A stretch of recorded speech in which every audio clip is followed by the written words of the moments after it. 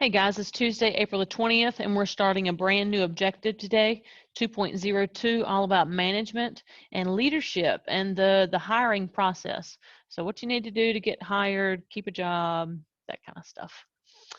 All right, so for review, we did a Kahoot and we looked at these two questions. So what is the purpose of a nonprofit organization? So the purpose of a nonprofit is to serve the community. Their main purpose is not to make money. It's not to make a profit. It's to serve the community. So some examples other than American Red Cross would be churches, museums, libraries, American Cancer Society, the Boys and Girls Club. So any organization that's in existence to give back to the community. All right, so attorneys sometimes form a special hybrid company that makes them only liable, only responsible for their original investment in case of a lawsuit. This type of company is called a limited liability partnership. That separates the partners or the owner from the company itself. So if somebody were to sue the company, that person cannot go after the owners personal assets, their land, their personal income, the money they've got saved in the bank, their house. So when you file an article of incorporation, you can become what's called a limited liability company or a limited liability partnership that protects you and your family. So if somebody sues, they'll sue the company itself and the company's assets, not you. And then after that, like I said, we did a Kahoot to review Objective 2.01, and then we got into Objective 2.02, which is on leadership and management.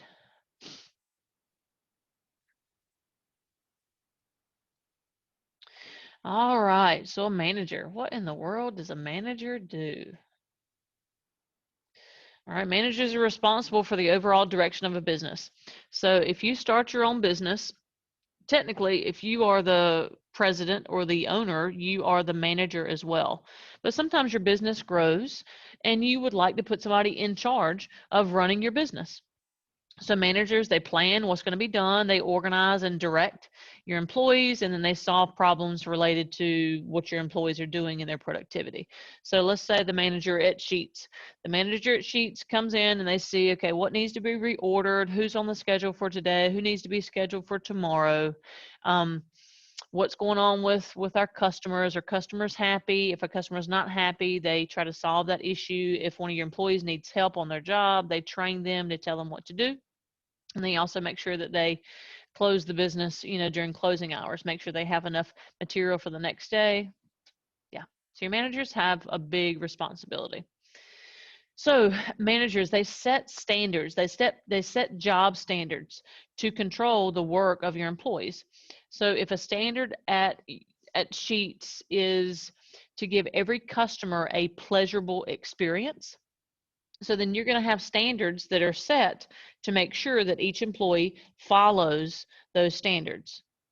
So if you want every customer to come in and out of Sheets within, 5 minutes, then you're going to make sure that your employees on top of their game to make sure they get customers in and out of Sheets within that 5-minute time period.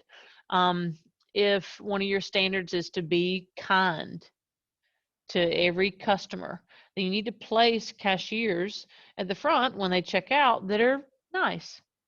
So standards are those things that are set to control your goals, to control that effort that your employees are putting into your business. And then I gave you guys an example. Your employee works independently under limited supervision. Maybe that's your cook. So your cook comes in each day, they get the tickets off of the computer where the customers have input whatever they want on their order, and then they're making orders. They call out the ticket, the customer comes pick up the food, and they go and check out. So that will be an example of a job standard. All right, your manager's skills. They have people skills or human skills, interpersonal skills, social skills. These are all interchangeable words.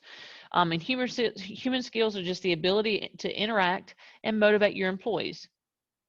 So you have to be able to communicate clearly what you want your employees to do if you're a manager. And you have to clearly state how they're going to be evaluated based on what they're doing, based on their performance. Next, you have to have technical skills. This is the knowledge that you need to run the business efficiently. So the tools, the equipment, the software, the computer system. So it's just the knowledge and proficiency in whatever you're doing.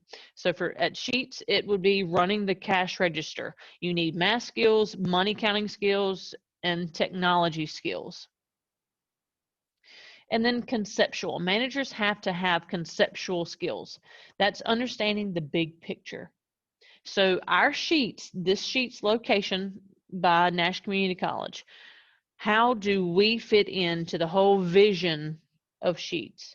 If the vision of Sheetz is to provide customers with a one-stop shop for gas and snacks and convenience and maybe lunch, then the manager understands how their location fits into the entire concept of Sheetz vision and mission.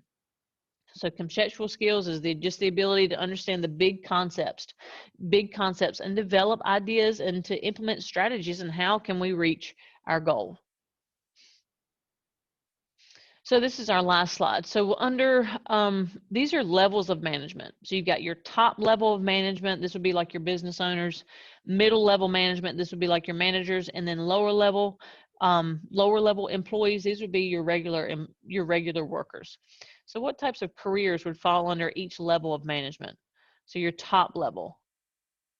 So these folks understand the big concepts. They are conceptual people. So these would be your business owners. Your CEOs, your CFOs, if they're over the financial department. So these are your visionaries. So like a pastor, a principal at a school. All right, middle level managers. These would be your folks that need all three skills. They need human skills, technical skills, and conceptual. So they need to understand the big picture. They need to be able to interact with other people, and they need to understand the tools and equipment that they're using. So this is where your managers would fall in. So at a school, this would be like your teachers. Your teachers would be your managers of your school, or your assistant principals would also be in this middle level management area. Your supervisors at work, a district manager, your shift manager, and then your lower level employees. All these employees need to know how to do is their jobs. So at school, this would be like your bus drivers, your folks in the cafeteria, your custodians, your cashiers at a workplace, your food prep folks, so your cooks. So these are the folks that come in and they just do their jobs every day. Your mechanics, if you want to fix cars. So that's what we cover for today. Be sure to go into Canvas, do your exit ticket, and then we also worked on your websites. Remember, those are due this Thursday, April the 22nd. I'll see you guys later.